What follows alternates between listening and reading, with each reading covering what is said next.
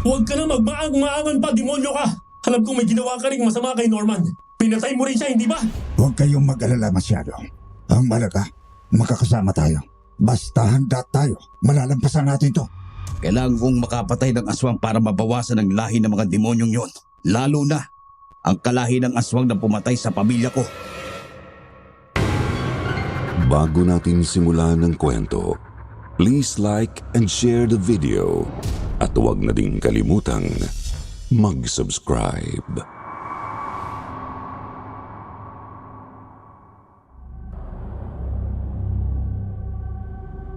Magandang araw sa inyo at sa mga taga-subaybay ng inyong YouTube channel.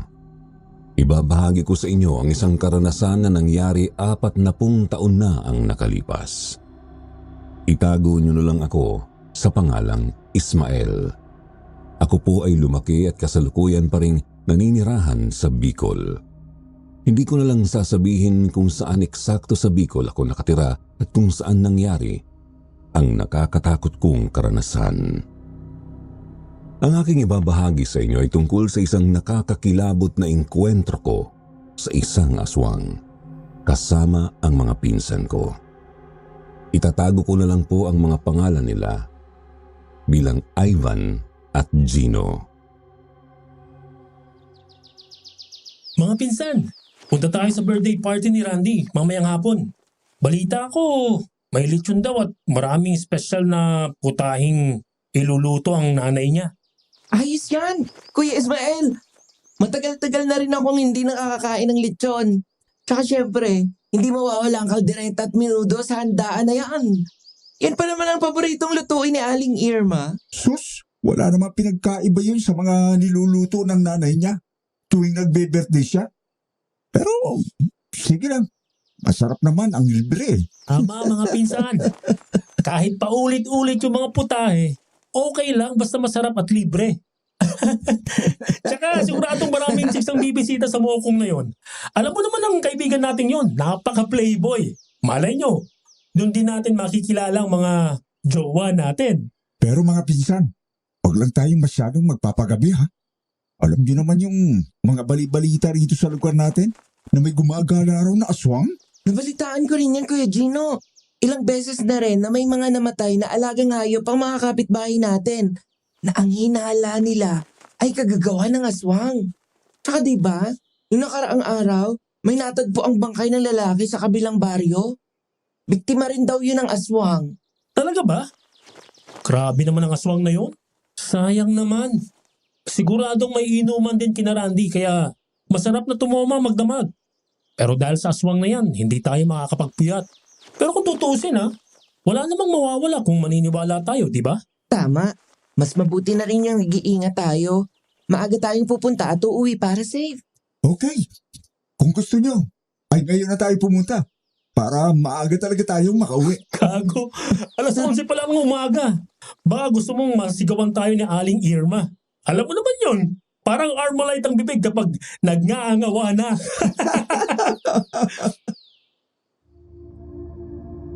Nagtatawanan kaming tatlo ngunit kahit nagbibiruan kami, ramdam ko ang kaba sa dibdib ko.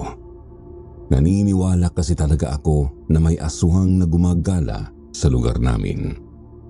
Ilang beses na rin kasing nambiktima ang aswang na yun kaya alam kong nasa paligid lang ang salot. Pero sabi ng tatay ko nung nabubuhay pa siya, hindi raw ako malalapitan ng kahit anong uri ng aswang kapag palagi kong dala ang ibinigay niyang pangontra. Isa yung maliit na medalyon na may nakaukit na sungay ng usa. Ibinigay lang din daw sa kanya yon ng isang albularyo noon dahil iniligtas daw niya ang buhay nito. Bilang gantimpala ibinigay sa kanya ang medalyon na mabisa raw pangontra sa mga aswang. Ang sabi ni tatay, hindi raw ako basta-basta malalapitan ng kahit anong uri ng aswang kapag nasa akin ang pangontrang yun, kaya palagi ko yung daladala saan man ako magpunta. Pagsapit ng hapon, sabay-sabay kaming magpipinsan na pumunta sa birthday ng kaibigan namin. Pagdating namin doon, naggulat kami sa dami ng tao. May mga nagiinuman at may mga batang naglalaro sa harap ng bahay. Nakita rin namin ang nanay ni Randy na si Aling Irma na lumabas ng bahay at nagbigay ng pagkain sa mga bisita na nakatambay sa labas. Ang paligid ay puno ng kwentuhan at tawanan. Pero sa kabila ng lahat ng yun, may pakiramdam akong hindi ko maipaliwanag. Tila ba may kung anong presensya na sumasakop sa paligid. Biglang may malamig na hangin at dumampi sa balat ko. Habang ang lahat ay nagkakasiyahan, nararamdaman ko na parang may nagmamasid sa amin. Sasabihin ko na sana sa mga pinsan ko ang kakaiba kong pakiramdam ng isang di inaasahang bisita ang dumating. Sino kaya yun? Yung lalaking nakasakay sa isang magarang motorsiklo. Mabilis na bumaba ang isang lalaki mula sa motorsiklo. Makikita agad sa postura at galaw niya na magaling isang pumorma. Matangkad, maayos magdamit at may aura na sanay sa magandang buhay. Napansin ko rin ang mga branded na damit at accessories niyang suot. Hindi lang basta porma, kundi tunay na malupit ang style ng lalaking yon. Pansin niyo ba yun? Mukhang mayaman, di ba? Oo nga eh. Mukhang may kaya. Ang ganda ng motor niya oh. Nang makita siya ng kaibigan naming si Randy, tuwang-tuwa itong sinalubong ang bagong dating. Oh, Norman! Salamat pa rin. Buti at nakarating ka. Happy birthday, Randy. Oh, salamat. Pare, alam mo namang hindi kita kayang tiisin eh. Nakita ko na napaka-close ng kaibigan naming si Randy at nung lalaki na ang pangalan ay Norman pala. Para bang matagal na silang magkakilala. Ang akala nga naming magpipinsan ay kami na ang pinakagwapo sa lugar namin. Pero nang dumating ang dayong lalaking yon, para niya kaming nilampaso dahil parang napaka-perpekto ng mukha niya. Lalaki ako pero napahanga ako sa taglay niyang kagwapuhan. Maya-maya nilapitan nila kami at ipinakilala ito ni Randy sa amin. Nga pala, Norman. Sila ang mga malalapit kong kaibigan, sina Ismael, Ivan at si Gino. Magpipinsan ang mga tukmul na yan eh. Sila yung mga matagal ko lang kasama rito. Magkabata kaming apat. Hello guys, I'm Norman. Classmate ko itong birthday boy ninyo. Galing ako sa Maynila, bagong transfer lang ako dito sa Bicol. Ah, ganun ba? Welcome dito sa amin, Norman. Mabuti naman at nakasundo mo ang gagawin yan. Napakabuli niyan at napakasuplado pa. Kala mo naman, gwapo. Naku, oy. Mabait to, no? Oh, huwag kang maniwala sa mokong na yan eh. Mabait. Ano bang pinainom sa'yo ng gagong yan? At naging close mo yan? Itinatakwil nga namin kaibigan yan eh. Kung hindi na kami inimbitahan niyan dito sa birthday party niya, hindi kami pupunta rito. Huwag na kayong ganyan sa birthday boy natin. Baka maniwala talaga tong si Norman. Pasensya ka na pare ha. Ganito lang talaga kaming mag-asaran. Magkakaibigan. Nako, walang kaso sa akin yan. Nakakatuwa nga kayo eh. Sobrang close nyo. Mabuti nga at naging close ko itong si Randy. Kundi hindi ako mabilis na makakapag-adjust dito sa probinsya. Sana, kayo rin maging close ko. Gusto ko rin kayong maging kaibigan. Kung ganon, okay lang din sa amin. Hindi naman kayo mahirap pakisamahan eh. Mga good boy yata kaming magpipinsan. Di tulad yung si Randy na PI. Pero seryoso, masaya nga kami kapag may bago kaming nakikilala na kaibigan. Dahil mas maraming kaibigan, mas masaya, di ba? Huwag kang mag-alala.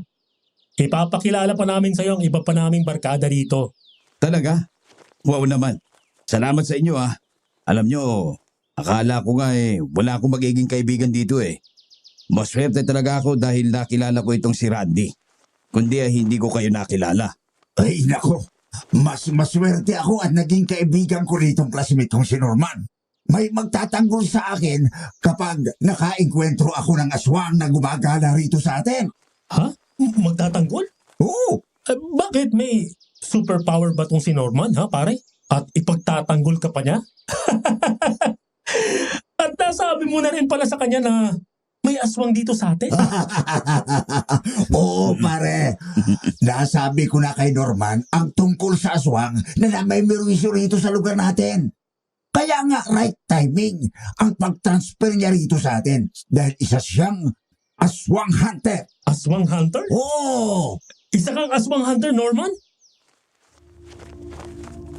Hindi kami makapaniwala sa sinabi ni Randy na ang transfer niyang kaklase na si Norman ay isang aswang hunter. Wala kasi sa itsura niya na kaya niyang makipaglaban o pumuksa ng aswang. Mukha siyang anak mayaman at hindi naman ako judgmental pero parang hindi siya marunong humawak ng sandata na panlaban sa aswang. Talaga? Aswang hunter ka? Pero, paano ka naging aswang hunter? Galing ka sa Maynila. Di ba wala namang aswang sa Maynila? Tamang sinasabi ni Randy. Isa nga akong aswang hunter. Ang totoo, nag-aral lang ko sa Maynila, pero lumaki ko sa Samar. Dating aswang hunter ang tatay at lolo ko. Doon sa Samar, tinuruan at sinanay nila ako para maging aswang hunter din gaya nila. 13 anyos pa lang ako, nakikipaglaban na ako sa mga aswang. Wow! Astig ah! Ang tapang mo pala pare. No offense pero hindi kasi kami makapaniwala na kaya mong pumatay ng aswang. Wala kasi sa mukha mo pare. Richie-richie ang datingan mo eh. Dahil ba sa forma at pananabit ko? Ganito lang ako talaga manamit. Pero hindi naman ako mayaman, kundi lang dahil sa lola ko na may maliit na negosyo, hindi ako makapag-aral. Bakit, Norman? Nasaan ang mga magulang mo? Napansin ko ang pagbabago sa ekspresyon ni Norman.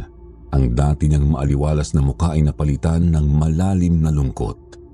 Parang muling sumariwa sa kanya ang isang alaala. Wala na sila. Patay na sila. Pinatay ng aswang. Ano? Pinatay ng aswang ang mga magulang mo? Oo, pati si lolo. Pinatay ng hayop na aswang na yon. Siya ang pumatay sa nanay at tatay ko. Akala ko, hindi matatalo ng aswang ang tatay at lolo ko na mga biyasa na sa pagkikipaglaban. Pero ibang klase ang halimaw na yun. Bigla siyang lumusob sa bahay namin. Sobrang lakas niya. Napatay niya sina tatay at lolo. At pati ang nanay ko ay walang awa niyang pinaslang.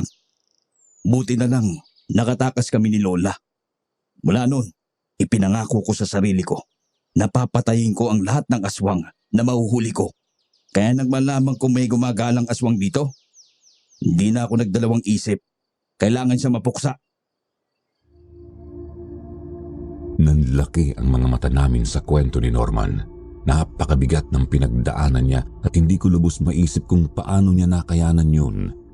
Kung ako siguro ang nakaranas ng ganon, baka hindi ko kinaya. Mamatayan ng pamilya sa ganung paraan. Kagagawan pa ng isang halimaw. Napakahirap tanggapin.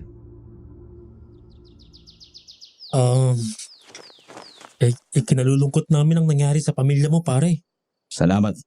Pero wala na yun. Nangyari na ang nangyari. Ngayon, ang mahalaga ay hindi na dapat na madagdagan ang mga nabibiktima ng mga demonyong aswang. Gagawin ko ang lahat para mapatay sila. Bigla naming napansin ang kakaibang kilos ni Norman. Tila nahirapan siyang huminga at napahawak siya sa tiyan niya. Pero teka, biglang sumama ang pakiramdam ko ha. Parang sumakit ang tiyan ko, bigla. Maaari bang makigamit ng banyo? Kanina naman ay maayos ang pakiramdam ko pero ngayon parang ibang klase ang sakit. Ay, nako. Yun lang. Sira ang inuduro sa loob ng bahay namin eh. Doon ka na lang sa batalan. Doon sa likod. Doon kami pansamantalang dumudumi habang hindi pa napapagawa yung banyo sa loob. Diretsuhin mo na lang yung daan na yan, ha? Tapos makikita mo sa likod ng puno ng saging ang batalan. Dalian mo na, Norman. At baka dito ka pa magkalat ng baho, pare. Grabe ka naman kay Norman, pare. Ganyan ba ang tamang pagtrato sa bisita mo? Ay nako, kung ako sa'yo, Norman, kapag inatake ng aswang ang damuong yan, hindi ko ililigtas yan. Siyempre, joke lang yun. Ano pa kayo? Tara na nga, Norman. Sasamahan na kita. Huwag na, Randy. Didiretsuhin ko na lang naman nagdaan, di ba? Oo, diretso lang pare. Madali mo lang makikita yon. Kami naman ay papasok na sa loob. Alam kong gutom na itong mga mokong na ito eh. Kaya sasamahan ko na sila. Pagkatapos mo, sumunod ka na lang sa loob ha? Okay, sige. Salamat. Naglakad si Norman papunta sa batalan sa likod ng bahay. Tahimik ang paligid. Tanging huni ng mga kuliglig ang maririnig. Habang papalayo siya, nagkatinginan kaming magpipinsa na parang may nararamdaman kaming kakaiba sa hangin. Pero binaliwala namin yun at pumasok na rin kami sa loob ng bahay kasama si Randy. Tamang-tama, oras na para sa hapunan dahil mag-aalas 7 na noon ng gabi. Napanganga kaming magpipinsa nang makita ang dami ng handa ni Randy. Pero ang pinaka nakakuha ng atensyon namin ay ang napakalaking litsong baboy na nakalagay sa gitna ng mesa. Gutom na kami kaya't agad kaming kumuha ng plato at nagsimulang magpakabusog. Pagkakuha ng pagkain, napansin namin na halos puno na ng tao ang loob ng bahay ni na Randy. Ang mesa, bagamat malaki, ay halos napaligiran na ng mga bisita na masayang nagkwekwentuhan habang kumakain. Halos hindi na kami makahanap ng maayos na lugar para makaupo at makain ng komportable ang mga pagkaing nasa plato namin. Napagdesisyon naming lumabas na lang para humanap ng mas maaliwalas na lugar para maghapunan. Isa pa ang presko at malamig ng hangin sa labas ay tila mas nakakainganyo kesa sa masikip at maingay na loob ng bahay. Napagkasunduan naming magpunta sa likod ng bahay kung saan naroon ang maliit na bahay-bahayan na itinayo sa tabi ng isang matandang puno ng nyog. Abang papunta roon, bitbit ang aming mga plato at baso, nagtatawanan pa kami. Binibiro si Randy tungkol sa enggrande niyang handaan. Masaya kami na puno ng kwentuhan at hagik-hikan habang ini-enjoy ang simple ngunit espesyal na gabi. Pagkarating sa bahay-bahayan, inilapag namin ang aming mga pagkain sa maliit na mesa roon at nagsimulang kumain habang patuloy ang aming kwentuhan. Tahimik at payapa ang paligid, malayo sa ingay sa loob ng bahay. Habang abala kami sa pagkain, biglang may lumitaw na nilalang mula sa dilim. Noon lang namin nakita ang ganoong uri ng nilalang. Balot ng makapal na balahibo ang buong katawan, kuba ang anyo at mahahaba ang mga kamay at paa. Ang mga mata nito ay kulay pula, kumikislap sa dilim na parang apoy. Sa bawat galaw nito naririnig namin ang malalim na nakakapangilabot nitong paghinga. Isang nakakapangilabot na nilalang na nag-aabang ng tamang pagkakataon para umatake. Napatigil kami sa pagkain at napaatras. Pakiramdam namin ay napako kami sa kinatatayuan namin habang ang malagkit na tingin ng nilalang ay parang tumatagos sa aming mga kaluluwa. Ang malamig na hangin na kasabay sa pagdating ng kakaibang nilalang ay nagdala ng malansang amoy na hindi namin maipaliwanag. Mabuti na lang at ang ibang mga bisita ay nasa loob at harapan ng bahay, kundi nagkagulo na ang lahat. Aswang! Yan ang aswang! Diyos ko, anong gagawin natin? Siguradong lalapain tayo niyan. Huwag kayong magpanik. Baka lalo tayong atakihin yan. Kumalma kayo. Baka may parang pa tayo para makaligtas sa aswang na yan. Ngunit habang sinasabi yun ni Gino, ang nilalang ay unti-unting lumalapit at ang bawat hakbang nito ay tila lalong nagpapalubha sa aming takot. Wala kaming dalang kahit anong sandata at ang tanging sandigan namin ay ang maliit na bahay-bahayan kung saan kami nakatago. Sa mga sandaling yun, naisip namin na sana'y kasama namin sa tagpong iyon si Norman. Pero kahit kinakabahan ako ay nilakasan ko ang loob ko. Naalala ko na dala ko ang pangontrang medalyon na ibinigay ni tatay. Dinukot ko iyon sa bulsa ng pantalon ko at ipinakita yun sa harap ng aswang. Gabayan mo ako, tay. Ngayon ko lang malalaman kung talagang epektibo ang pangontrang ito. Pinilit kong iwaksi ang takot sa dibdib ko habang dahan-dahan akong humakbang palapit sa aswang. Ramdam ko ang panginginig ng buong katawan ko, pero nang narinig ko ang mga sigaw ng mga pinsan ko at ni Randy, nagkaroon ako ng kumpiyansa at pilit kong napanatili ang tapang ko. Anong ginagawa mo, Kuya Ismael? Lumayo ka dyan! Baka ikaw ang atakihin ng aswang! Nasisiraan ka na ba, pinsan? Magpapakamatay ka na ba? Pare ka na, pare. Tumakbo na tayo sa loob. Delikado tayo dyan. Hindi ko sila pinansin. Nang lumapit pa ako, napansin kong tumigil sa paghakbang ang aswang. Ang mga pulang mata nito'y nagdilim at bigla itong napaatras. Napansin ko ang takot na bumalot sa anyo ng halimaw. Pilit nitong iniiwas ang tingin sa hawak kong medalyon. Maya-maya pa bigla itong nagtatakbo papasok sa kakahuyan. Umatras ang aswang. Paano mo nagawa yun, pare? Dahil dito sa medalyon, ipinigay ito sa akin ni tatay nung nabubuhay pa siya. Sinabi niya na mabisa itong pangontra sa aswang. Yan pa yung ikwento sa amin dati. Yung binigay ng albularyong tinulungan ng tatay mo sa Benguet. Oo, pinsan. Ito nga yun. Sabi ni tatay, lahat ng klase ng aswang ay iniiwasan ito. Basta dala-dala mo to, hindi ka lalapitan ng aswang. Mabuti na lang at hindi mo nakalimutan dalhin yan, Kuya Ismael. Kung hindi, dahil sa medalyon na yan, baka tapos na tayo kanina. Lahat kami napabuntong hininga ng malalim. Bagamat ligtas na, nanatili pa rin ang kaba sa dibdib namin. Hindi namin alam kung babalik pa ang aswang, pero isang bagay ang malinaw. Ang medalyong iniwan ni tatay ay hindi lang alaala kundi isang buhay na proteksyon. Hindi pa rin kami makapaniwala na natakot ang aswang sa hawak kong pangontra. Habang manghang-mangha pa rin ang mga pinsan ko at si Randy sa medalyon ko, bigla na lang dumating si Norman sa kinaroroonan namin. Hingal na hingal siya at pawis na pawis.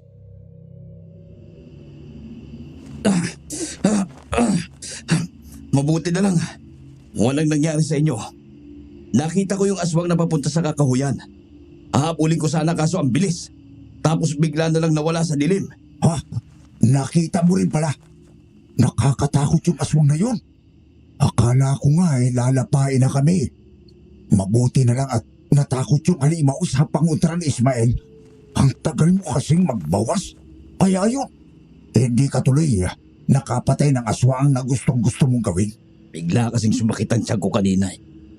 Kaya natagalan ako sa batalan. Nang palabas na ako, nakita kong may tumatakbong aswang papasok sa kakahuyan. Pwisit. Hindi ko napatay ang demonyo. Mukhang hindi nga umubra sa aswang ang sinasabi ninyong pangontra eh. Saan mo ba nakuha yan, Ismael? Paano ka nagkaroon ng ganyan? Ipinamana ito sa akin ng tatay ko bago siya namatay.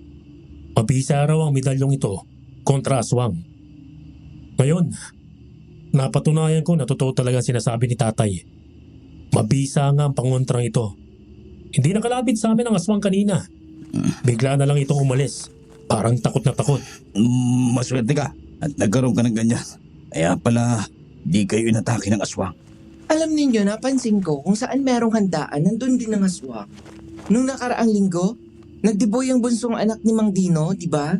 Tapos kinabukasan, nabalitaan na lang natin, dalawa sa mga bisita ang inatake at pinatay ng aswang. Kawawa yung dalawang babaeng biktima. Wakwak na wakwak ang dibdib at siya nila. Wala nang lamang loob. Napansin ko rin yan, pinsan. Kung saan merong handaan at maraming tao, doon nagpupunta ang aswang para makapambiktima. Ang ibig sabihin, modus talaga ng aswang na yon na dumayo sa mga handaan para maghanap ng pagkain niya. Tumpa ka dyan, pinsan. Kaya kung gusto mong makaganti at mapatay ang aswang, Norman, magpunta ka kung saan may handaan. Siguradong pupunta roon ang aswang. Ganun ba? Sige. Kailangan kong makapatay ng aswang para mabawasan ang lahi ng mga demonyong yon. Lalo na ang kalahi ng aswang na pumatay sa pamilya ko. Aba, kung ganon, tamang-tama. May pistahan sa susunod na araw dun sa kabilang baryo. Siguradong may handaan doon. Tuwing pista kasi doon, dinarayo talaga ng mga tao yun. May mga nagpupunta pa nga roon na mga turista mula sa ibang lugar. Ayun, dahil maraming tao ang magpupunta ron, siguradong mambibiktima ang aswang. Puntahan natin ang pista sa baryo na yon. Paghahandaan ko talagang walang yang aswang na yon. Hindi maaaring hindi ko mapapatay ang hayop na yon. Napagkasunduan namin na pupuntahan ang pistahan na yon sa kabilang baryo. Liblib na baryo yon, pero kapag sumasapit ang pista, dinarayo talaga ng mga tao yun dahil masaya ang selebrasyon doon. May mga pa-contest, sayawan, kantahan at masasarap na pagkain sa handaan. Kilala ang pista na yon hindi lang sa lugar na yon kundi pati na rin sa mga karatig baryo. Mag-aalas 8 na ng gabi nang magpaalam kami kina Randy. Uuwi na kami ng mga pinsan ko dahil ayaw na naming magpagabi pa sa daan. Baka muling magpakita ang aswang. Nagpaalam na rin si Norman sa amin dahil uuwi na raw siya. Hindi na nga siya nakakain ng handa dahil nawalan na raw siya ng gana. Sumakay siya sa magara niyang motorsiklo at tuluyan nang umalis. Babalik na lang daw siya sa mismong araw ng pista sa kabilang baryo. Habang naglalakad kaming magpipinsan papunta sa bahay namin, kinakabahan pa rin kami. Madilim kasi sa dinaraanan namin. Ang tanging liwanag na inaasahan namin ay ang mahina at palyadong liwanag ng buwan na pilit bumabanaag mula sa makakapal na ulap. Tahimik ang paligid, maliban sa tunog ng mga tsinelas namin na humahampas sa lupa. Kung hindi lang sana dumating ang aswang na yung kanina, mas marami pa sana tayong napagkakwentuhan ni na Randy, no?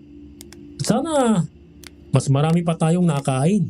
Ang sarap pa naman nung lechon na handa niya. Kaya nga eh. Ang dami pa namang handa ng damungo. Tapos biglang naon siya dahil sa aswang na yon. Pero alam mo, Kuya Ismael, mabuti na lang talaga at dala mo ang pangontra mong medalyon. Kung hindi, baka tayo na ang hinapunan ng aswang. Wala na tayong gagawa. Nangyari na ang nangyari. Ang mahalaga, nakaligtas tayo kanina. Pasalamat tayo sa tatay mo, pinsan. Kasi kung hindi niya binigay sa iyo ang panguntang niyan, siguradong paglalamayan na tayo. Habang tinatahak namin ang madilim na pilapilan, bigla na lang may narinig kaming mga kaluskos sa di kalayuan. Ano yun? Narinig niyo ba yun? Napahinto si Ivan sa paglalakad at pinakiramdaman ang paligid. Oh, narinig ko. Pero baka hayop lang yun. Huwag ka naman masyadong praning, Ivan. Hindi hayop yun, Gino. Hindi normal ang tunog. Parang may mabigat na paa na humahakbang sa damuhan. Napatingin kaming tatlo sa direksyon kung saan namin naririnig ang kaluskos, pero wala kaming makitang kung ano o sino ang gumagawa nun. Kaya ang kaba sa aming mga dibdib ay unti-unting dumoble. Diyos ko, baka nasundan na tayo ng aswang kanina. Huwag kang maingay dyan, pinsan.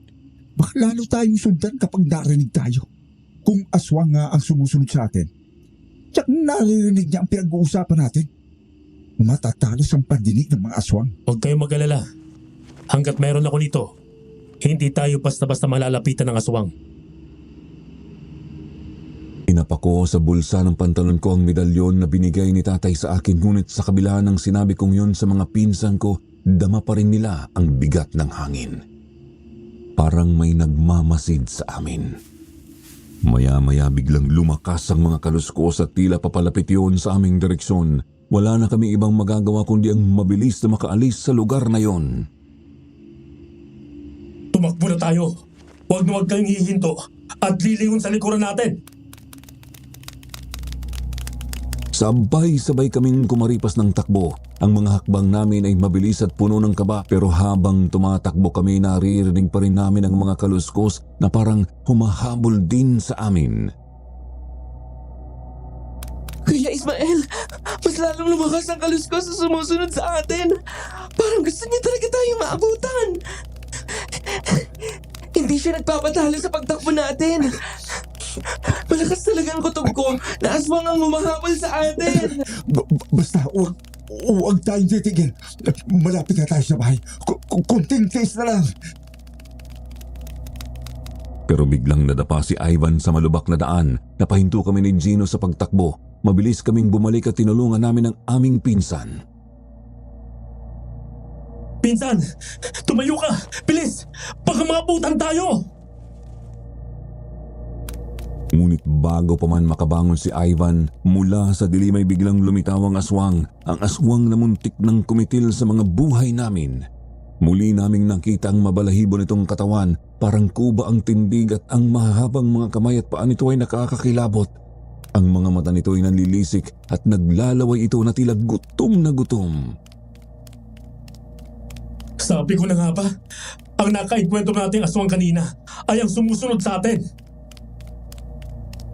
Tumayo sa harapan ni Ivan si Gino, pilit na binubuo ang loob. Layuan mo kami! Hindi mo kami mapapatay hanggat nasa amin ang panguntra laban sa'yo! Hindi ako papayag na may mangyaring masama sa mga pinsan ko kaya tumayo ako sa harap nila, hawak ang medalyon na ibinigay sa akin ni tatay. Sa ngalan ng Panginoon, layuan mo kami! Hindi ako papayag na malapitan mo ang kahit na isa sa amin! Itinapat ko ang medalyon sa aswang at sa isang iglap, nawala ang panlilisik sa mga mata nito. Napaatras ang halimaw na tila takot sa kapangyarihang taglay ng medalyon na hawak ko. Anong gagawin natin? Hindi pa siya tuluyang umaalis. Umatras lang siya. Pero nakatitig pa rin siya sa atin. Mas sinigpitan ko ang paghawak sa medalyon at unti-unti kong inilapit sa aswang. Alam kong hindi mo kami basta-basta malalapitan, aswang ka. Hanggat nasa amin tong medalyong pangontra, hindi mo kami makakain. Lumayas ka sa lugar na ito. Wala kang karapatang manatili dito. Nakita naming umangil ang aswang bago dahan-dahang umatras at nagtatakbo. Di nagtagal ay naglaho ang aswang sa kadiliman. Napuno ng katahimikan ang paligid sa pag-alis niya, pero dama pa rin namin ang tensyon. Salamat, pinsan. Iniligtas mo na naman kami. Sana'y hindi na bumalik ang halimaw na yon at tuluyan ang umalis sa lugar natin. Hindi pa tapos, pinsan. Nakakasiguro ko na hindi pa ito tapos. Ang aswang na yon, babalik pa yon. At sa susunod, baka mas malakas na siya. Nararamdaman ko na mas paghahanda niya tayo. Pero hanggat nasa akin ang pangontra, wala siyang magagawa sa atin. Kung gayon, kailangan din natin maganda. Tutulungan natin si Norman na mapuksa ang aswang. Mas malakas ang laban natin sa aswang, lalo na ngayon at kakampi natin si Norman na isang aswang hunter. Tama kayo. Kapag marami tayo, mas malaki ang tsansa nating manalo laban sa aswang na yon. Base sa kwento niya, siguradong sanay siya sa pagkikipaglaban sa mga aswang. Kaya hindi tayo pwedeng mawala sa pistahan sa kabilang baryo. Susuportahan natin si Norman sa misyon niyang pumatay ng aswang. Napahawak ako ng mariin sa aking medalyon.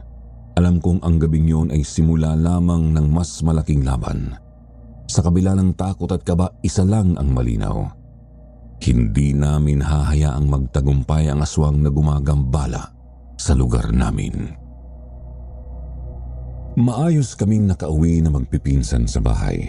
Dahil pagod na rin kami, sabay-sabay na kaming nagpahinga dahil marami pa kaming gagawin at pupuntahan habang bakasyon pa namin sa eskwelahan. Nakahiga na ako sa papag pero hindi pa rin maalis sa isip ko ang nangyari sa amin. Naaalala ko pa rin ang aswang na nakainkwentro namin. Nakarehistro pa rin ang itsura niya sa utak ko. Nakakakilabot lalo na kapag naaalala ko ang nakakatakot niyang mukha, punong-puno ng galit at pagnanasa sa laman. Ang mga mata niya ay kulay pula na nanlilisik na parang nag-aapoy, tumatagos hanggang kaluluwa. Ang mga ngipin niya ay matutulis habang ang bibig niya ay naglalaway. Ang bawat galaw ng aswang ay nakakapanindig balahibo at ang mga kamay niya ay mahahaba. Ang mga kuko niya ay parang yari sa bakal na kapag nakalmot o nahagip kami, tiyak na wakwak ang laman namin. Sa pag-iisip ko ng tungkol sa aswang di nagtagal ay dinalaw na rin ako ng antok. Ngunit hindi ko inasahan na gagambalain ako ng isang masamang panaginip. Habang naglalakad ako sa kawalan, bigla na lang sumulpot ang imahe ng isang tao. Sa una, anino lang ang nakikita ko pero habang papalapit ang taong yun, unti-unti ko siyang nakilala. Si Norman, ang kaklase ni Randy na nakilala namin sa birthday party niya. Nakita ko siya na tumatakbo sa gitna ng masukal na kakahuyan, walang direksyon at takot na takot ang mukha. Norman? Norman? Anong nangyayari? Sinong humahabol sa'yo? Sigaw ko sa aking panaginip ngunit tila hindi niya ako naririnig. Ang sumunod na tagpo ay mas lalong nagpabigat sa aking dibdib. Sa likod ni Norman isang anino ang mabilis na sumusunod, isang malaki, mabalahibo at nakakatakot na anyo ng isang nilalang ang humahabol sa kanya. Isang aswang. Norman, bilisan mo! Maabutan ka na ng aswang! Napasigaw ako habang pinapanood ko kung paano pilit na nilalamon ng kadiliman ng katawan ni Norman. Takbo lang siya ng takbo sa kawalan, humahakbang ng mas mabilis ngunit ang aswang ay tila walang kapaguran sa paghabol sa kanya. Nang halos maabutan na siya ng nakakatakot na nilalang na yon, bigla siyang nadulas sa basa at maputik na lupa. Huwag kang susuko, Norman! Tumayo ka! Muli akong sumigaw ngunit tila nanlulupaypay na si Norman kaya mabilis siyang sinunggaban ng aswang. Dinamba ng aswang si Norman at walang awa itong sinimulang sakmalin. Napapikit ako sa tagpong yun ngunit hindi ako makaiwas sa nakakakilabot na tanawing yun. Tulong! Tulungan mo ako! Ismael! Tulong! Nakita kong napatingin sa akin si Norman habang nagsisisigaw at humihingi ng tulong. Pilit niyang itinutulak ang mabangis na aswang ngunit napakahina niya kumpara sa lakas ng nilalang na yon. Kitang-kita ko kung paano winakasan ng aswang ang buhay ni Norman. Winakwak nito ang tiyan at dibdib ni Norman sabay kinuha ang kanyang mga laman loob. Tumulo pa ang dugo niya sa lupa habang kinain naman ng aswang ang kanyang puso na tumitibok-tibok pa na parabang yun ang pinakamasarap na pagkain sa mundo. Huwag! Tama na! Tigilan mo siya! Patuloy akong sumisigaw sa kawalan. Nanginginig ako sa takot at galit na galit sa aswang na lumapa at kumakain kay Norman. Subalit kahit anong sigaw ko, walang nangyayari. Gusto kong tumakbo at iligtas si Norman mula sa kamay ng aswang, ngunit tila may pumipigil sa akin. Pakiramdam ko'y nakakadena ako. Walang magawa at pinilit lang na manood sa nakapanlulumong eksena na yon. Bigla akong napabalikwas mula sa pagkakahiga. Norman!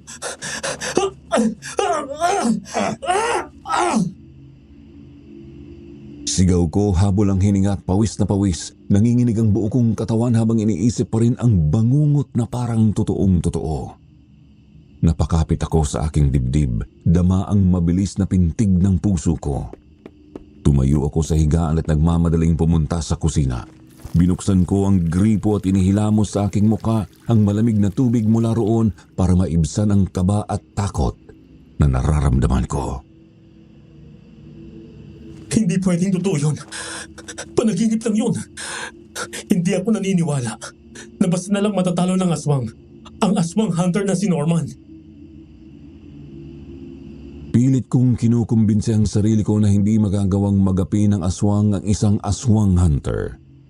Subalit ang bawat detalye ng nakita ko sa bangungot ay sobrang malinaw. Naalala ko ang mukha ni Norman, ang takot, ang kirot at ang mga sigaw niya na humihingi ng tulong. Ang marahas na paraan kung paano siya nilapa ng aswang ay tila nakaukit sa aking isipan. Kailangan kong gawin ang lahat para hindi mangyari yun. Ililigtas ko si Norman. Bulong ko sa sarili habang naglalakad pabalik sa higaan. Naupo ako sa gilid ng papag, pilit na inaayos ang magulo kong isip hanggang sa naalala ko ang tibay ng loob ni Norman. Ang kanyang paghahangad ng katarungan para sa mga nawala niyang mahal sa buhay ang nagbigay sa akin ng dagdag na lakas ng loob. Inisip ko na lang na isa iyong babala. Para bang sinasabi nito na kung hindi ako kikilos, mangyayari ang nakita ko sa masamang panaginip na yon. Hindi ko pababayaan si Norman. Gamit ang medalyon na ibinigay sa akin ni tatay. Tutulungan ko siyang patayin ng aswang. Tutulungan ko siyang ipaghiganti ang pamilya niya. Nang sumapit ang araw ng pista sa kabilang baryo, nagpakita ulit sa amin si Norman. Kinausap ko siya tungkol sa napanaginipan ko. Norman, pare. Isasabihin sana ako sa'yo. Ano yun, pare? Ismail, mukhang importante yan ah. May masama kasing nangyari sa panaginip ko nung nakaraang gabi tungkol sa'yo eh. Ako? Napanaginipan mo? Kung ano yung napanaginipan mo panaginip lang yan. Ismail, huwag mong masyadong dibdibin. Hindi, Norman. Parang totoo eh. Nakita ko kasing pinatay ka ng aswang sa panaginip ko. Teka, anong ibig mong sabihin, Ismail? Natalo ka ng aswang na nakaengkwentro natin. Nilapa ka niya at kinain. Ha? Hindi ko alam kung anong ibig sabihin ng panaginip na yon. Pero kailangan gawin natin ang lahat para mapatay ang aswang na yan. Bago pa mangyari ang nakita ko. Sa puntong yon, nagkaisa kami ni Norman. Hindi namin hahayaang manaig ang takot at pangamba sa puso namin. Sa halip haharapin namin ang panganib na nakaabang. Nang araw na yon, abala kami sa paghanda para sa pista sa kabilang baryo. Tahimik lang kami pero ramdam ang tensyon sa bawat galaw. Alam namin na hindi magiging ordinaryong pista ang pistang yon. Maaaring maging madugo at malagim ang pistang pupuntahan namin. Simula nang makaengkwentro namin ang aswang, hindi na kami matahimik. Sigurado kami, hindi na dapat makapaminsala pa ang halimaw na yun. Wawakasan na namin ang kasamaan niya sa araw na yun. Kuya Ismael, pinsan, sigurado ka bang dala mo lahat ng kailangan natin? Tumango ako at sinilip ang shoulder bag na dala ko. Naroon ang bawang na pinagtulungan pa naming balatan at dikdikin ni Gino nung nakaraang araw. Meron din kaming dalang asin na nasa maliit na plastic, mga hiwa ng kalamansi at ang buntot pagi na palaging inilalagay noon ni tatay sa bintana ng bahay namin. Siyempre, hindi ko rin kinalimutan ang medalyon na bigay niya. Yun ang pinakamahalaga sa lahat. Ang medalyon ang magsisilbing proteksyon namin laban sa nilalang ng dilim na makakaharap namin.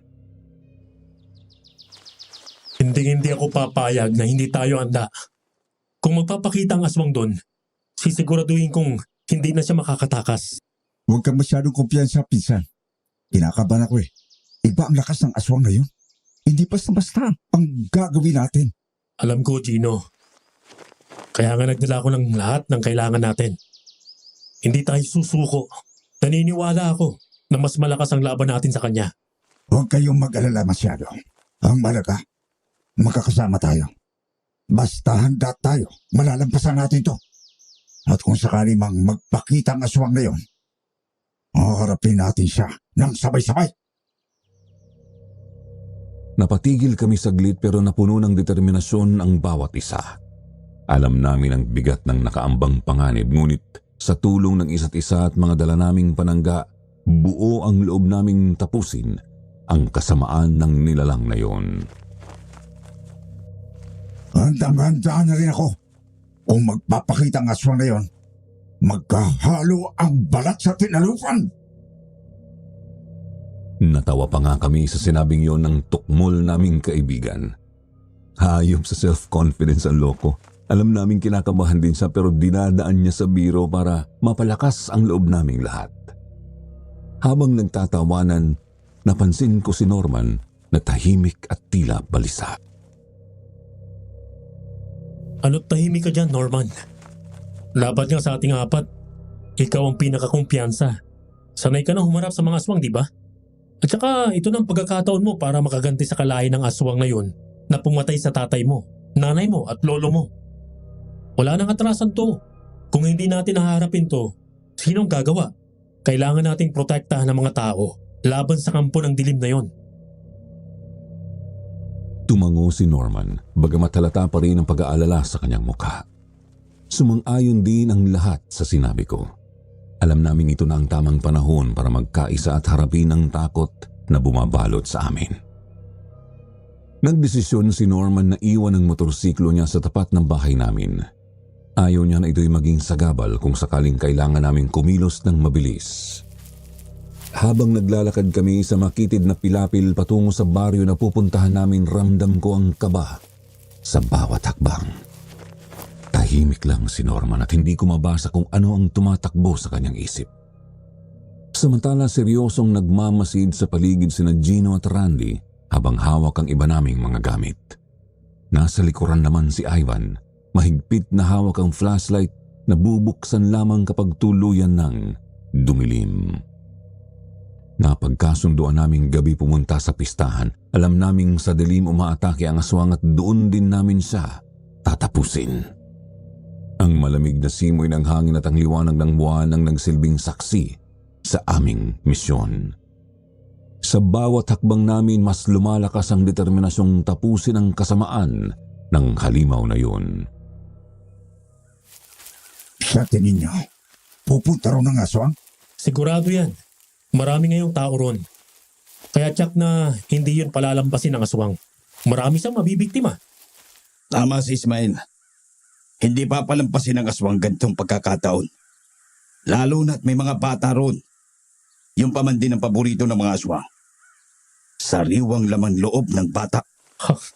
Hindi natin papayagan na makapambiktima siya ng bata o kahit na sino. Sa gabing ito, tatapusin natin ang buhay ng aswang. Pagdating namin sa baryo, buhay na buhay ang pistahan. Ang mga ilaw ng mga bumbilya ay nagbibigay liwanag sa plaza. Maraming tao ang nagkakasayahan, kumakain at nagkakantahan. Ngunit kahit gaano kasaya ang paligid, hindi ko magawang maging kampante. Para bang anumang oras, may masamang mangyayari. Okay, maghiwa-hiwalay tayo. Magmasid kayo at siguraduhin handa kayo kung magpapakita ang aswang. Tumango lahat at naghiwa-hiwalay kami ng pwesto. Ako, si Gino at si Ivan ang magkakasama, habang sina Norman at Randy pumwesto sa kabilang dulo ng plaza. Nagmasid kami, pilit naghahanap ng anumang kakaiba. Kuya Ismael, pinsan! Parang wala naman ako nararamdaman na kakaiba dito sa pwesto natin. Basta talasan nyo lang ang mga mata at pakiramdam nyo. Magpapakita ang halimaw na yon. Nararamdaman ko. Nasa paligid lang siya. Nang biglang humangin ng malakas, dahilan para magtayuan ang mga balahibo namin, napatingin kami sa paligid. Naramdaman niyo ba yun? Parang may kakaibang presensya na dumaan. Oo, parang may kung anong umaaligid sa paligid. Hala! Dumating na yata ang aswang! Hindi ka nagkakamali, Ivan. Nandito na nga siya. Teka, nasaan na ba si Norman at Randy? Kailangan natin magsama-sama. Nang bigla na lang kaming may narinig na nakakakilabot na sigaw. Ay! Tulong! Tulungan niyo ako! Napahinto kaming magpipinsan. Nagkatinginan kaming tatlo at ang mga dibdib namin ay parang dumagundong sa kaba. Ano yun? Si Randy ba yun? Siya nga! Kuya Ismael, naku! Baka inatake na sila ng aswang! Bilisan natin! Iligtas natin siya! Dali-dali kaming tumakbo sa direksyong pinanggalingan ng sigaw, pati ang mga tao sa pistahan ay nagkagulo nang marinig ang sigaw ni Randy. Latag na ang dilim kaya ginamit na namin ang mga flashlight na dala namin. Sa paghahanap namin, narating namin ang isang bakanting lote sa dulo ng plaza. Nagulantang kami nang matagpuan namin doon ang nakabulagtang katawan ni Randy sa damuhan. Wala ng buhay. Nanlaki pa ang mga mata namin dahil ang tagpong aming inabutan ay parang isang eksena sa pelikulang nakapanlulumong panoorin. Ang kaibigan naming si Randy ay wakwak ang tiyan at dibdib, wala ng laman loob, dilat na dilat ang mga mata at nakalabas ang dila. Sa tabi ng kanyang bangkay ay ang itim na bag ni Norman na puno ng dugo, pati na rin ang piraso ng telang mula sa polo shirt ni Norman na may bahid din ng dugo. Randy! Diyos ko! Bakit nangyari ito sa'yo? Walang awang gumawa sa'yo nito! Walang awang gumawa sa'yo nito! Napaluhod kaming magpipinsan sa tabi ng bangkay ng kaibigan namin. Ang aming mga kamay ay nanginginig habang hinahawakan ang malamig na katawan ni Randy. Sinong gumawa nito sa iyo, Randy? Kapakahayop! Sino pa ba? E di yung demonyong aswang na yon. Tingnan ninyo ang bag ni Norman. At ito, tela ng suot niyang polo shirt dito, di ba? May dugo. Kinuha ng aswang si Norman. Akala ko ba aswang hunter si Norman? Bakit ang dali siyang nadagit ng aswang na yon? Yun din ang pinagtataka ko eh. Ang ibig lang sabihin nito, sobrang lakas talaga ng aswang na yon, kaya hindi umubra si Norman sa kanya. Anong gagawin natin, Ismael? Patay na si Randy. Tapos si Norman naman nawawala at hindi natin alam kung buhay pa o patay na.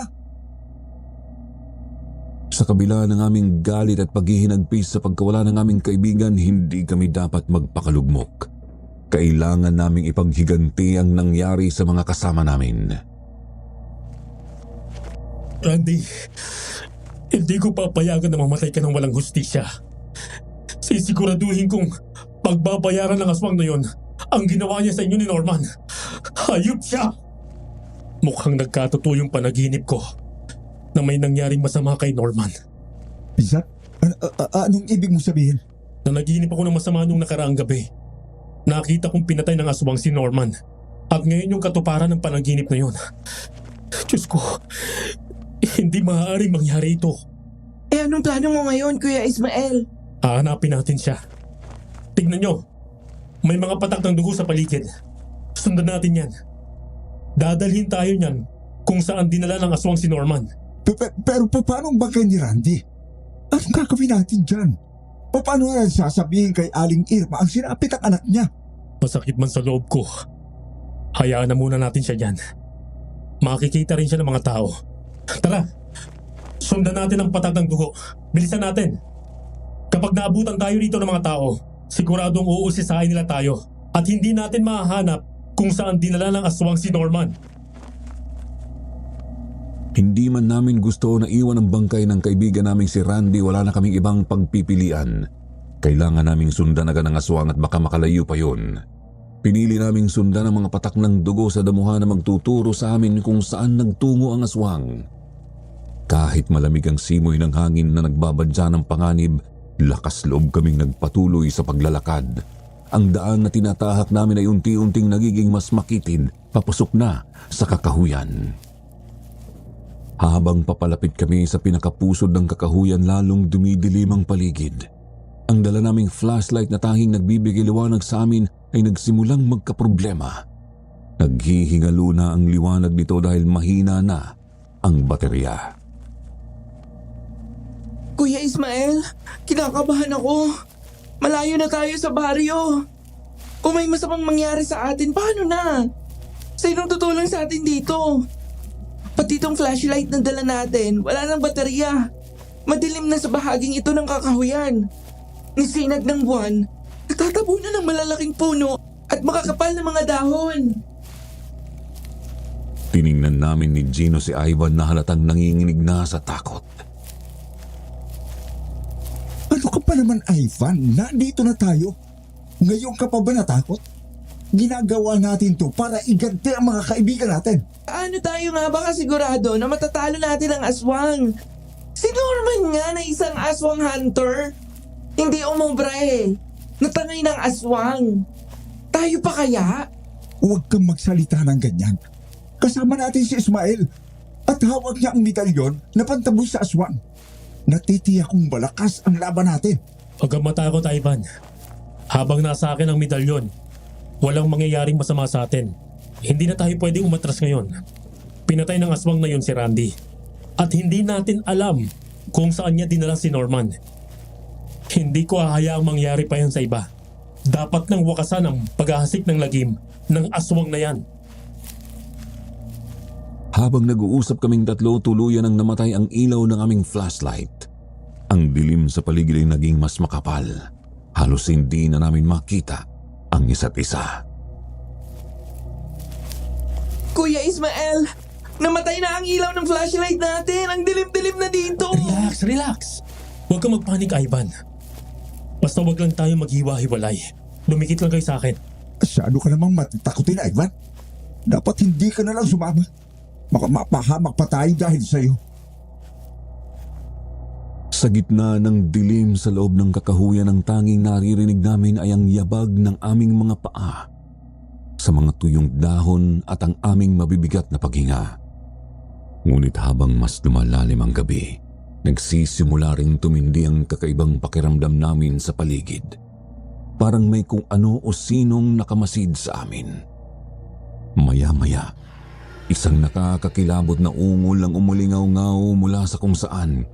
Napatigil kaming tatlo sa paglalakad, napapikit at nagkatinginan kahit halos hindi makita ang isa't isa sa dilim. Narinig niyo yun? Ano yun? Kuya Ismael, tama na. Bumalik na tayo. Okay, maingay. May naririnig pa akong iba. Ang nakapanghihilakbot na ungol ay sinundan ng mga kaluskos sa mga dahon. Sigurado ako na malapit lang yun sa amin. Nang biglang unti-unting lumitaw ang isang anino sa aming harapan at doon namin nakita ang aswang. Kitang-kita namin ang anyo ng aswang, mas malala kaysa sa aming inaasahan. Ang mga mata nitong mapupula at nanlilisik ay nagliliwanag na naman sa dilim, halos kulay apoy. Ang mahahaba nitong kuko ay tila mga patalim, handang-handa ng sumugat ng laman. Nakalawit na ang dila mula sa bibig nito, basang-basa at bumubula sa laway.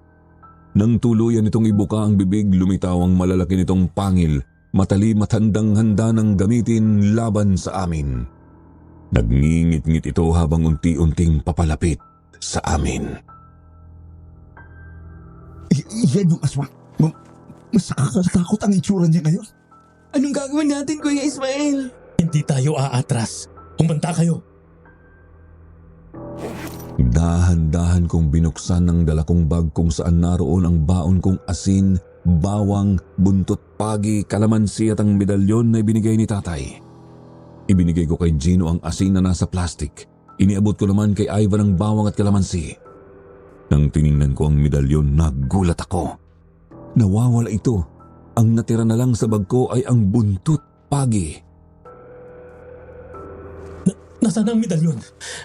Dito ko lang inilagay yun ah. Bakit, pinsan? Anong problema? Nawawala ang medalyon ko. Huh? Nandito lang yun sa bag ko pero biglang nawala. Paano na tayo ngayon yan? Mas makakatulong sana sa atin ang medalyon mo, Kuya Ismael. Habang hinahanap ko ang medalyon, napansin ko na dahan-dahang humahakbang ang aswang papalapit sa amin. Sinasadya nitong iparamdam sa amin ang kanyang lakas. Dinilaan nito ang sarili nitong labi, parang natunugan niya na may problema kami. Mas ikinagulat namin ang sumunod niyang ginawa. Nagsalita siya.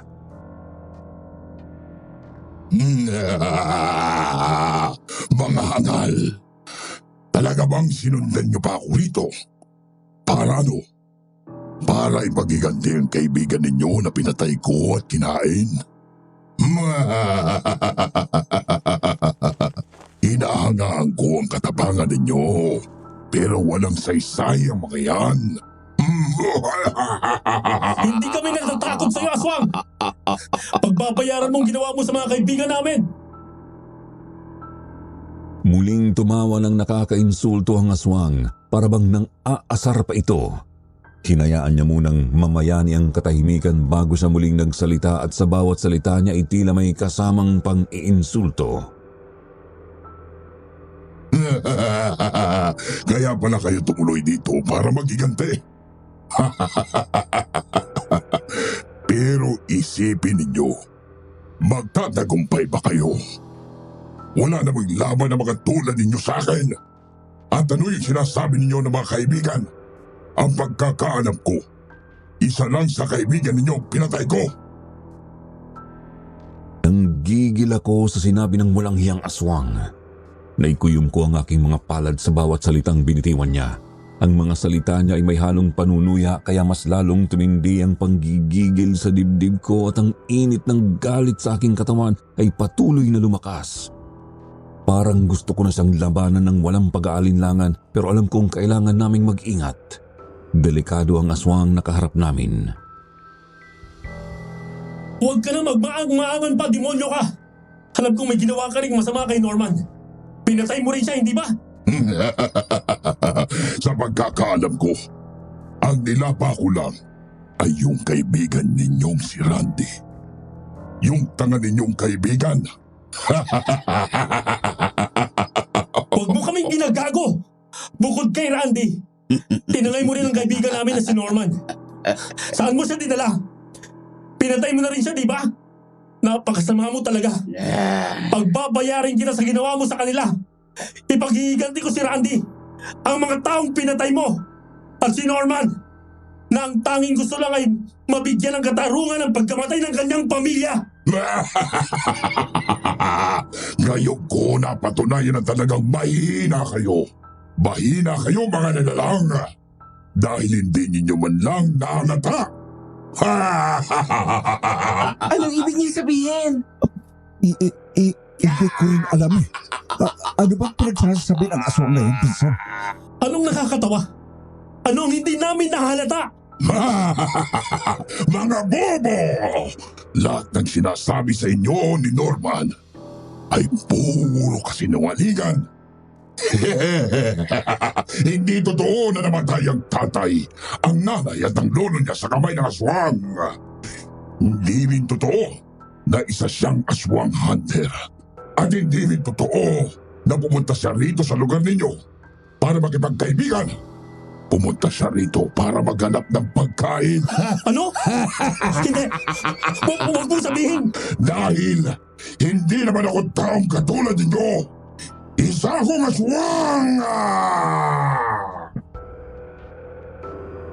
Nang bigla na lang nagbago ang itsura ng aswang, unti-unti itong bumalik sa anyo nitong tao at laking gulat namin nang malaman ang totoong katauhan ng aswang. Norman! Ikaw ang aswang! Ikaw yung muntik nang sumugod sa amin ng birthday ni Randy! Oo, Ismael. Ako nga yun. Isa akong aswang. Kunwari nang nasumakitan sa gunong araw na yun. Ginawa ko yun para magpalit ako ng anyo at para sugurin kayo. Mabuti nga, hindi ako dinala ng gunggong ninyong kaibigan sa loob ng bahay nila, kundi ay mahihirapan ako magpalit ng anyo. Siguradong maraming tao ang makakakita sa akin. Hahapunanin ko na sana kayo. Kaso, panira yung medalyong mong hawak, Ismael.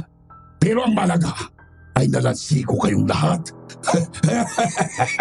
Ang lahat ng sinabi ko sa inyo ay hindi totoo. Gawa-gawa ko lang ang lahat ng iyon. Kayo naman, mga ututo!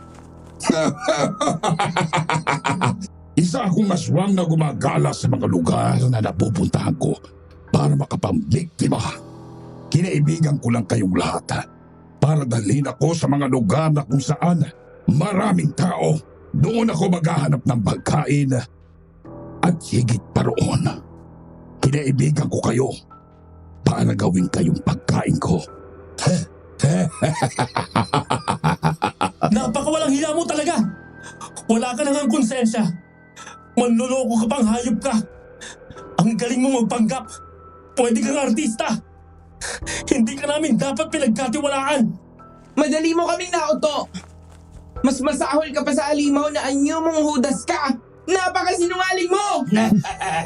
May paswang-aswang hunter ka pang nalalaman? Yun naman pala, ikaw ang aswang! Ikaw ang salot! Ngayon alam na namin ang totoo. Mas lalong hindi ka namin mapapatawad. At mas lalo kaming ginanahan na wakasan ang kasamaan mo. Tingnan natin.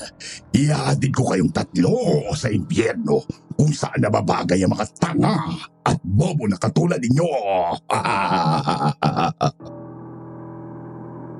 Mabilis na nagpalit ng anyo si Norman, nagbalik sa bilang aswang at kumilos ng mabilis. Isang iglap lang ay nasa harap ko na siya, handang umatake. Ngunit bago pa siya makalapit ng gusto, agad ko siyang hinampas ng buntot pagi sa mukha.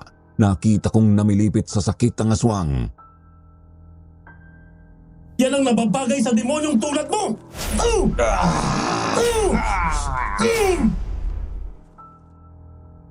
Tuloy-tuloy ang paghampas ko sa kanya ng buntot pagi. Bawat hagupit ay nag-iiwan ng malalalim na sugat sa kanyang katawan. Napasigaw siya ng umod lakas hanggang sa unti-unti siyang napaos. Tumilamsik ang dugo niya sa paligid sa tindi ng bawat hampas ko ng buntot pagi sa mabalahibo niyang balat. Nagkulay pula ang lupa dahil sa mga talsik ng dugo at tila sumisigaw ang hangin kasabay ng bawat hampas ng galit at paghihiganti ko. Hindi ko naramdaman ang pagod kahit pa nanginginig na ang aking mga braso sa bigat ng galit na nag-uudyok sa akin na magapi ang aswang. Ang mga sugat niya ay dumudugo ng walang tigil. Ang bawat kirot sa sugat niya ay naging tanda ng paghihiganti ko sa lahat ng kasamaan at kasinungalingan na ginawa niya. Ngunit tila parang may kakaibang lakas siyang kinuha mula sa kanyang kaibuturan, kaya mabilis niyang nahawakan ang buntot pagi at inagaw yun sa akin. Laking gulat naming magpipinsan ang biglang naghilom ang mga sugat niya na likha ng buntot pagi. Ang akala mo ba may epekto sa akin yan? Kahit ilang beses mo ihampas sa akin, gagaling at gagaling ang mga sugat ko. Hindi ako katulad ng aswang na naiisip ninyo. Mga gunggong, ako yung tipo ng aswang na hindi tinatabla na ganyan. Mas mataas ang uri namin kumpara sa mga mabababang uri ng aswang na natatakot at tinatalaban ng mga ganyan.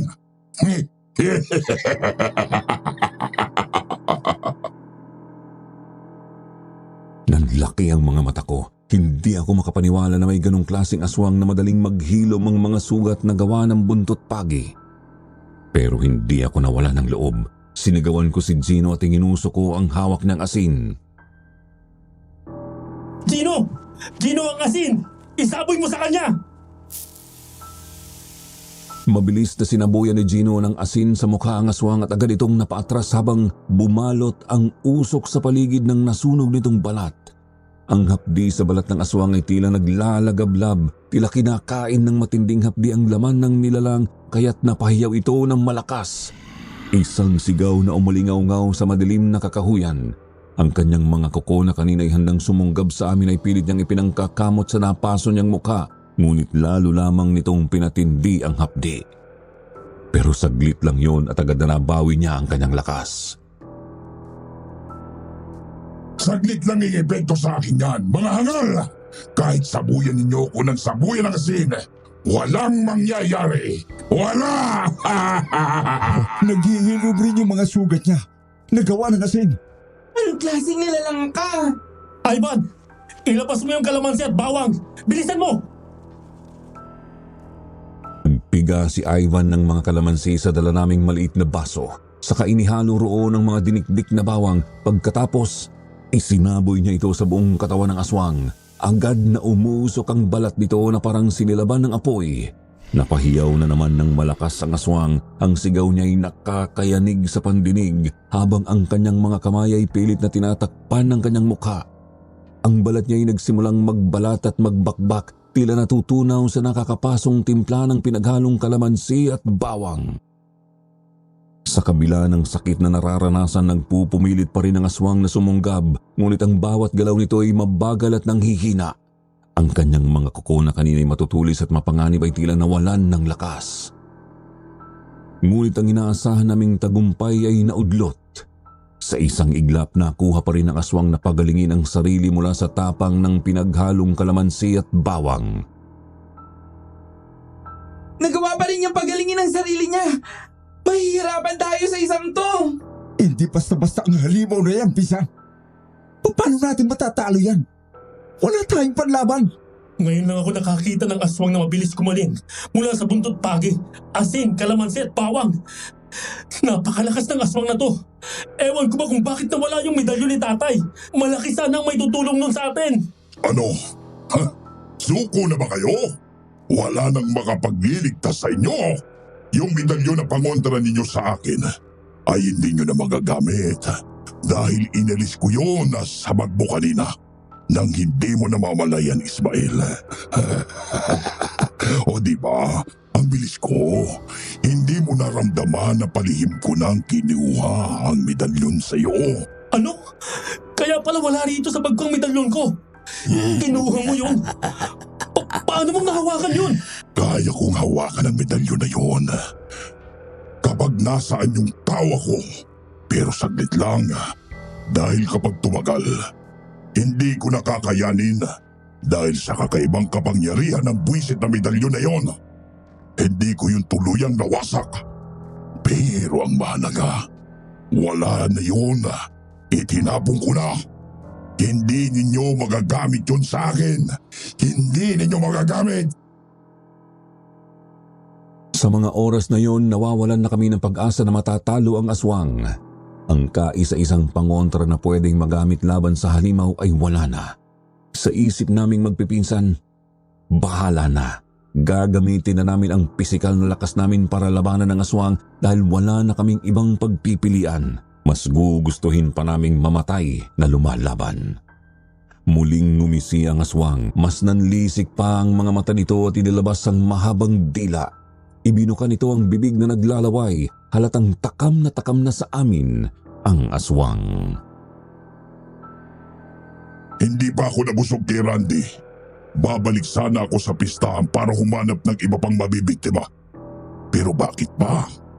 Nandito na kayong tatlo.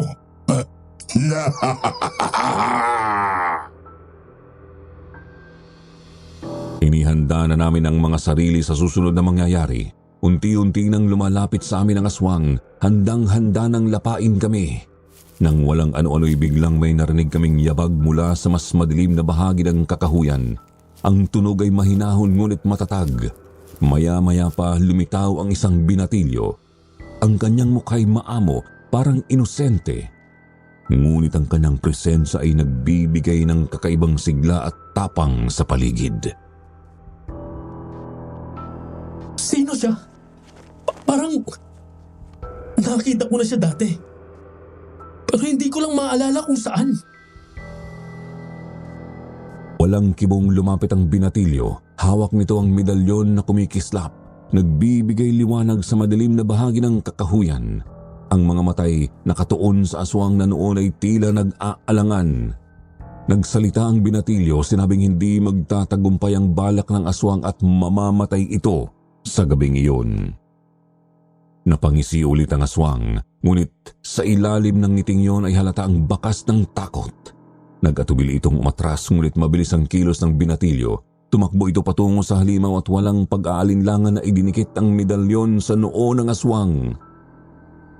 Ang sumunod na nangyari ay hindi namin maipaliwanag. Ang aswang ay napasigaw ng ubod lakas, isang sigaw na parang pumuputok sa aming mga tenga. Ang katawan nito ay nagliyab, nagkikisay, sinusubukang kumawala sa mahigpit na kapit ng binatilyo. Ngunit hindi nagtagumpay ang lakas ng aswang at sa loob lamang ng ilang sandali, ang aswang ay bumagsak sa lupa at nawalan ng buhay. Hindi kami nakagalaw ng mga pinsan ko sa nasaksihan namin. Nanatili lang kaming nakatitig sa misteryosong binatilyo. Napakahusay niya, kay dali niyang natalo ang aswang. Tapos na ba? Patay na ba talaga ang aswang? Tumango si Gino, ngunit ako ay nakatitig pa rin sa binatilyo na nakatayo pa rin sa tabi ng bangkay ng aswang. Di nagtagal, ang bangkay ay tuluyang naging abo. at humalo na sa hangin. Sino ka? At paano mo nagawa yun? Walang salitang nanggaling mula sa bibig ng binatilyo. Ngumiti lang siya at pinulot ang medalyon na nahulog sa lupa. Lumingon siya sa akin para bang may nais siyang sabihin, ngunit pinili niyang manahimik. Sandali! Teka lang! Sino ka ba? Parang nakita na kita noon. Pero hindi ko maaalala kung saan at... Ngunit bago ko matapos ang tanong, isang malamig na hangin ang dumaan. Sa isang iglap, ang binatilyo ay biglang nawala. Parang natunaw sa dilim. Naiwan kaming magpipinsan na nakatayo at natulala sa kakahuyan. Ang mga tanong sa aming isipan ay patuloy na gumugulo, pero isa lang ang sigurado ako. Ang medalyon na hawak ng binatilyo ay kapareho ng medalyon na ibinigay sa akin ng tatay ko. Ngunit paano siya nagkaroon ng katulad ng sa akin? Saan niya nakuha yun? Matapos ang nakapanghihilakbot na gabi sa kakahuyan na pagdesisyonan naming bumalik sa lugar kung saan namin iniwan ang bangkay ni Randy. Nang makarating kami roon, agad kaming sinalubong ng mga tao. Ang bawat isa'y nagtatanong, nagbubulungan at nag-iisip ng mga posibleng dahilan sa pagkamatay ni Randy. Tahimik kaming lumapit sa grupo ng mga nakikiusyoso. Mukhang alam na nila. Paano kaya natin ipapaliwanag ang totoo? Mag-ingat tayo sa sasabihin. Baka hindi sila agad maniwala kapag sinabi natin ang totoong nangyari. Isa sa mga lalaki ang napatingin sa amin at agad kaming tinanong kung kilala ba namin ang bangkay. Sinabi pa nito na hinala nila ay aswang ang pumatay dito. Nagkunwari kaming nagulat sa nangyari kay Randy. Si Randy po ang bangkay na yan. Kaibigan po namin siya. Pero hindi kami makapaniwala na yan ang sasapitin niya. Totoo ang hinala nyo. Aswang ang pumatay sa kanya. Muntik na rin kaming patayin ang aswang na yon. Pero may isang binatilyo na dumating at tumulong sa amin. Siyang nakapatay sa aswang. Naputol ang pagkikwento namin nang may isang babaeng umiiyak na lumapit sa bangkay. Walang iba kundi ang nanay ni Randy na si Aling Irma. Ang kanyang mukha'y puno ng pighati habang yakap ang malamig na katawan ng anak. May nakapagsabi raw sa kanya sa natagpo ang bangkay ni Randy. Halos madurog ang puso namin sa tagpong yun.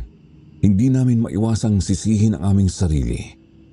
Kung maaga lang naming natuklasan na si Norman ang aswang, nagawa na naming proteksyonan si Randy. Baka hindi nangyari sa kanya ang karimari-marim na sinapit niya sa kamay ng aswang. Hindi ko alam kung kaya ko pa itong dalhin para magkasalanan natin ang nangyari kay Randy. Hindi natin ginusto ang nangyari, pinsan. Tsaka, nabigyan naman ng hustisya ang pagkamatay ng kaibigan natin.